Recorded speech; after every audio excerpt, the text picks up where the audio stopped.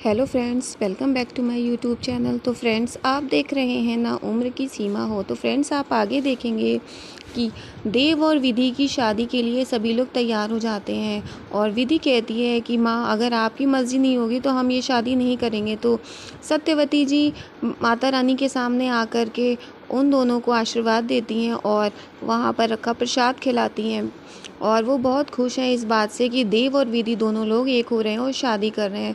वो अपनी गलती के लिए माफ़ी भी मांगती हैं कि वो पहले नहीं समझ पाई थी, लेकिन अब वो अपनी गलती को सुधारना चाहती हैं। वो ये चाहती हैं दोनों की जल्द से जल्द शादी हो जाए।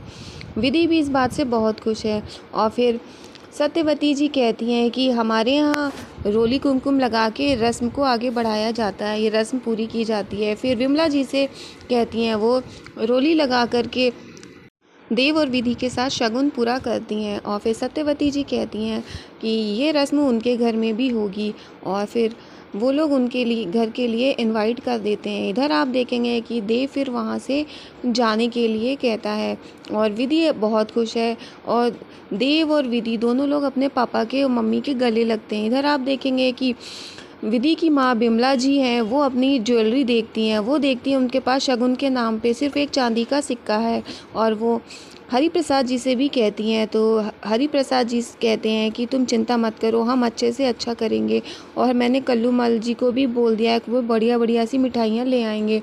तो विमला जी कहती हैं खाली मिठाइयों से काम नहीं चलेगा और हम कितना भी अच्छा करने पर उन लोगों के बराबरी नहीं कर सकते। इधर विधि सो रही होती है और वो सपना देख के डर जाती है।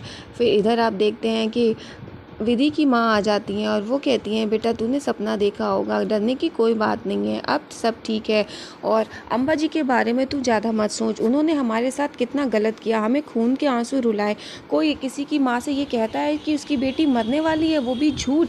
उन्होंने हमारे साथ बहुत गलत किया और उन्होंने जैसा किया उनके साथ बिल्कुल वैसा ही होगा, तू बिल्कुल भी चिंता मत कर।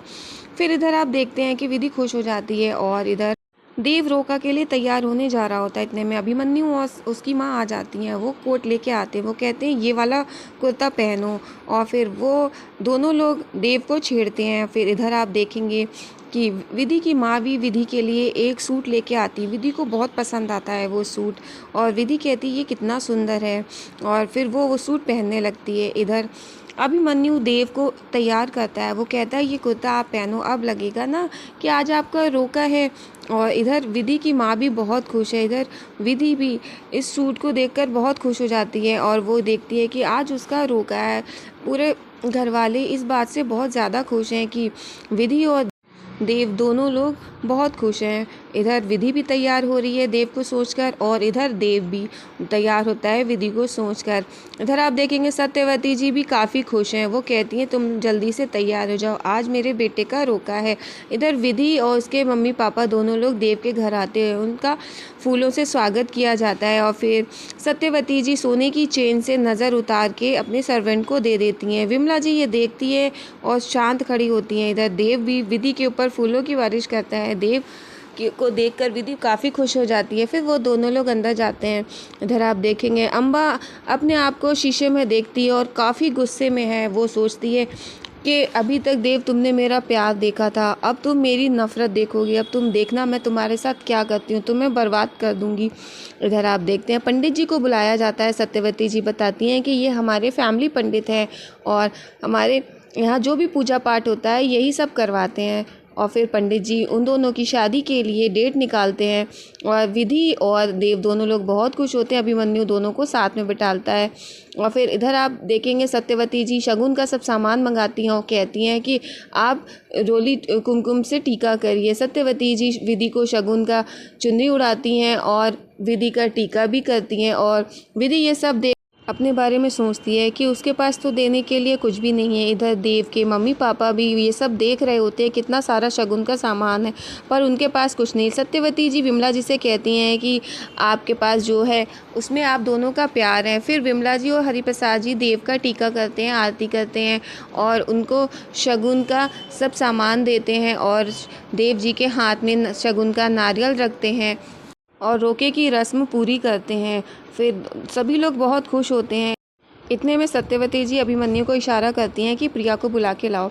इधर अम्बा मेहता जाती है रिपोर्टर्स के पास, वो प्रेस में जाती है और एक जनता की अदालत अरेंज करवाती है। इधर फिर सत्यवती जी काफ़ी खुश होती हैं और इधर विधि और देव दोनों लोग बहुत खुश होते हैं। विधि के ऊपर चुनरी उठाई जाती है रोके की। अभिमन्यु प्रिया को बुलाने के लिए जाता है तो प्रिया कहती है कि मैं जाऊं, और ये तुम क्या कह रहे हो मुझे बुलाने के लिए। तो अभिमन्यु कहता है तुम्हें पता है कि आज देव भाई का रोका है और तुम नहीं जा रही हो। इतने में प्रिया के पास एक मैसेज आता है और वो टीवी ऑन करती है, देखती है अम्बा मेहता की न्यूज़ आ रही होती है। अभिमन्यु आता है अपनी माँ के पास। इधर सत्यवती जी बहुत खुश होती हैं। अभिमन्यु आकर के अपनी माँ को बताता है कि ये देखो अम्बा मेहता क्या कर रही है। न्यूज़ ऑन करता है, टीवी ऑन करके वो न्यूज़ दिखाता है और वो न्यूज़ देखकर सभी लोग खड़े हो जाते हैं और सभी को बहुत शौक लगता है कि ये अम्बा मेहता क्या कर रही है, ये न्यूज़ चैनल पर क्यों आई है। अम्बा मेहता ने जनता की अदालत में ये बताया है कि देवव्रत रायचंद ने उसे धोखा दिया है और उससे वादा करके उससे तोड़ दिया है। देवव्रत रायचंद का असली चेहरा वो पूरी दुनिया के सामने लाएगी और वो चैलेंज करती है देव को उस जनता की अदालत में बुलाने के लिए, और इतना कह कर के वहाँ पर न्यूज़ बंद कर दी जाती है। इधर आप देखेंगे देव कहता है कि मुझे जाना ही होगा। सत्यवती जी कहती हैं कि ये तो बहुत हो गया, अब कुछ ज़्यादा हो रहा है।